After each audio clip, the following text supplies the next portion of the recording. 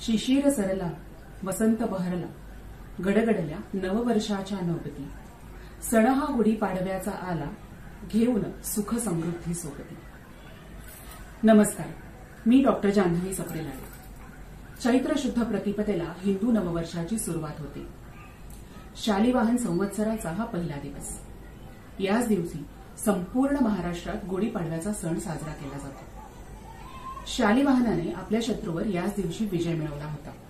देव आणि दानव यांच्यातील युद्धात देखील देवांनी दानवांवर याच दिवशी विजय मिळवला होता। तर असा देखील समज आहे की ब्रह्मदेवांनी विश्वाची निर्मिती याच दिवशी केली होती।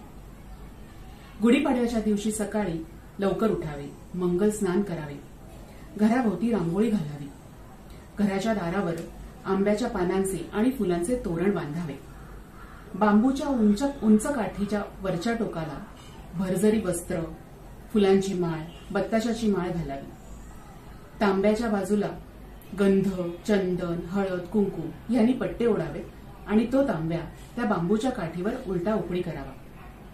ही तयार केलेली गुढी घराच्या प्रवेशद्वाराजवळ उंच उभारावी।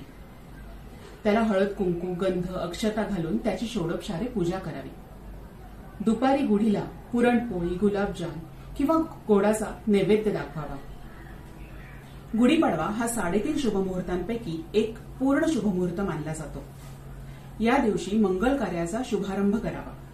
नवीन व्यवसायाची सुरुवात, कुठल्याही नवीन उपक्रमाची सुरुवात, नवीन वास्तू, नवीन वस्तू किंवा वस्त्र यांची खरेदी करावी आणि आप्तेष्टांना नवीन वर्षाच्या आणि गुढीपाडव्याच्या शुभकामना द्याव्यात। हे नवीन वर्ष आणि गुढीपाडवा तुम्हा सर्वांना सुख, समृद्धी, ऐश्वर्य, भरभराट आणि आरोग्य देवो। गुढीपाडव्याच्या आणि नवीन वर्षाच्या खूप खूप शुभेच्छा।